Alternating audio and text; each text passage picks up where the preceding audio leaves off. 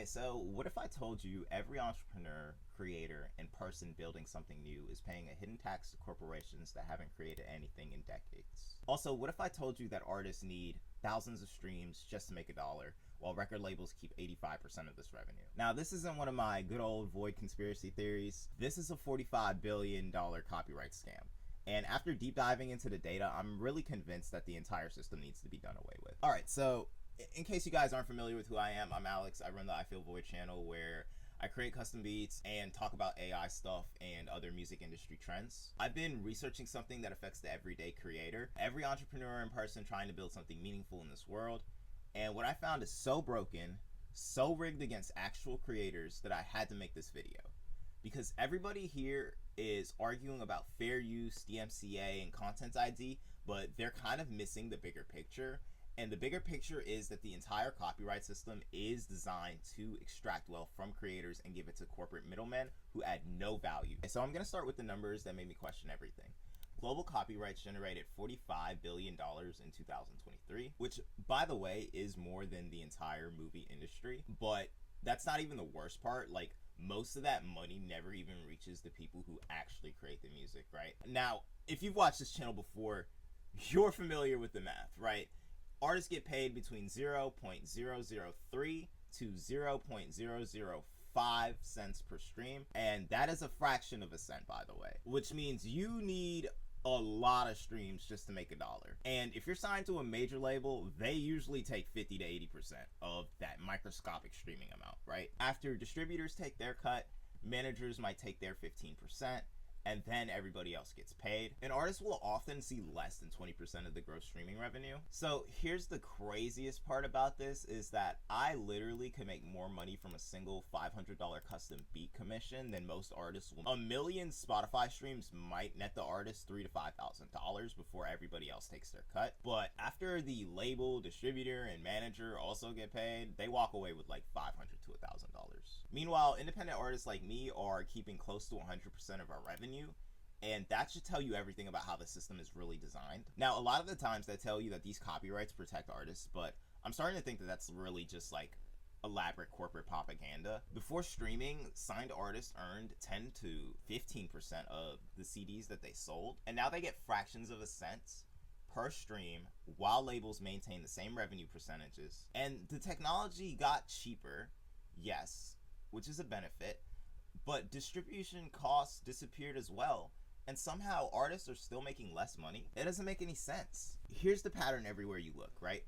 In gaming, publishers sell you a product, they shut down the servers, and then they sue anybody trying to preserve the games that they legally bought.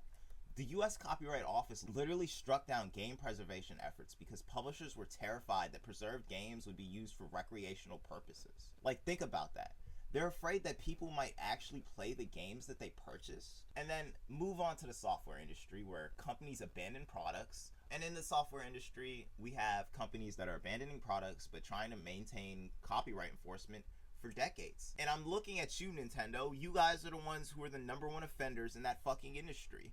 And also, honestly, publishing companies sit on backlists while studies show only 2% of the works between 55 and 75 years old retain any commercial value. Yet all of them remain locked away from educators, researchers, and other creators who could build on the IP. Copyright is not protecting creators. It's protecting corporate rent seekers who want to gut you dry. Also, this system is not just hurting artists, it is crushing innovation across every single industry. Every business building digital products faces what I call an innovation tax, where you need legal compliance teams, patent research, and clearance. And let's not forget DMCA compliance and licensing fees for basic functionality.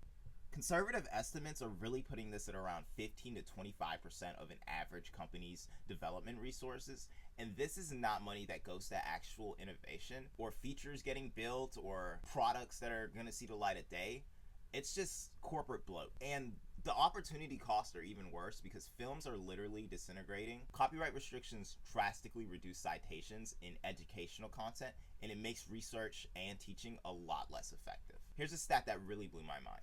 Studies show that copyright restrictions reduce citations to copyright works, resulting in measurable, lower quality educational content, and that bleeds across every industry. We're literally making ourselves dumber to protect corporate profits.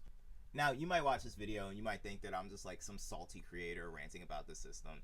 And I kind of am in a way, but also, like, the economics are on my side. Multiple studies by Nobel Prize winning economists conclude that copyright terms provide zero additional creative incentives. Zero. Garcia and McCrae studied recorded music revenue streams and found that optimal copyright terms should be 5 to 10 years and not the current 70 plus years after an author's death. And the crazy part is most publishers can expect to earn nearly 100% of their work's economic value in the first 30 years.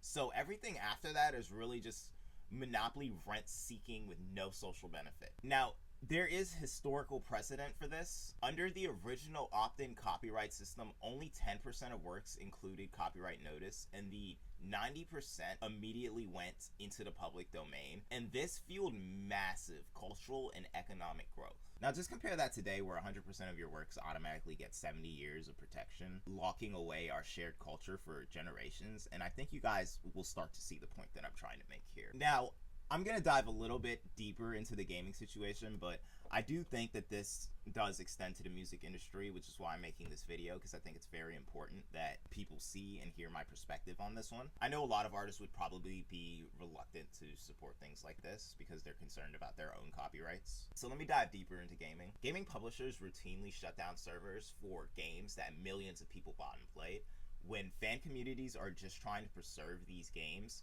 by creating private servers or patches. They often get sued into oblivion. Now, the Entertainment Software Association claims that allowing preservation would destroy the gaming industry and undermine fundamental copyright principles.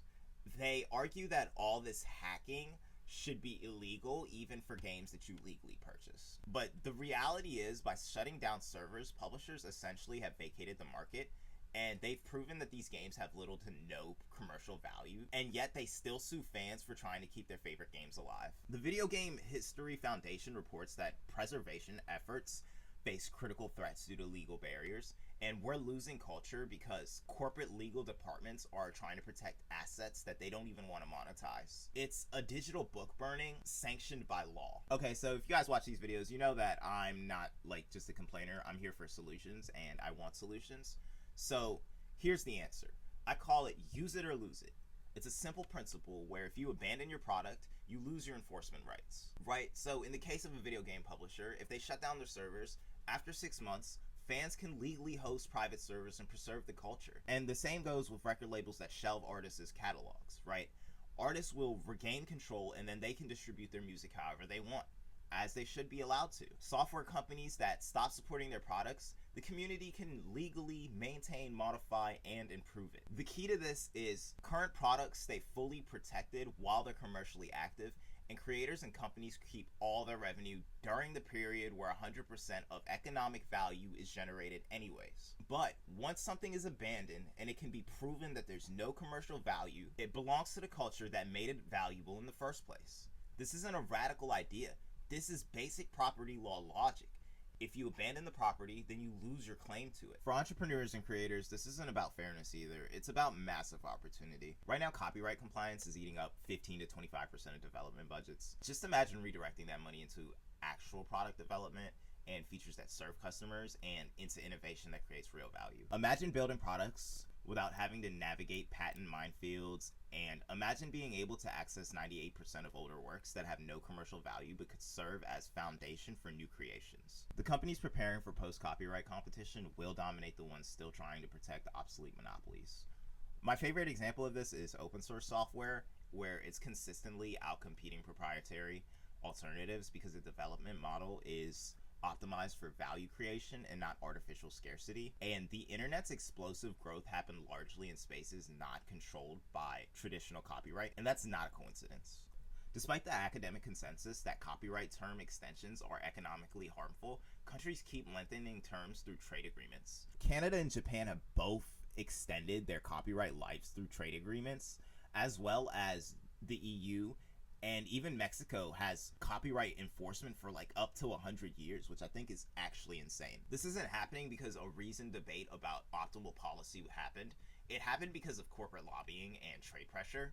And we're moving further away from this evidence-based policy that would actually benefit creators and our society as a whole. Also, this is not abstract for me. Like, I'm trying to build my brand, I Feel Void, in this type of environment. Every time I create something, I have to think about the copyright implications, and not to mention every time I want to sample something or build on existent work or reference culture, I have to navigate legal minefields, and so do you. But most importantly, I see this as a system that is crushing artists that I work with. They're here being told to be grateful for the streaming scraps while labels profit from their creativity. And I see game developers who are also afraid to innovate because of patent trolls like Nintendo. Like, the patent stuff that they did on capture and summon mechanics last year was not cool, and I have no idea how that made it through the copyright office, to be honest. The system is really just optimized for extraction and not creation, and anybody building something should really care about that. Now, the industry will tell you that abolishing copyright would destroy creativity, and let me address that. Well, let's start with the first one. Artists won't get paid. Artists are already not getting paid.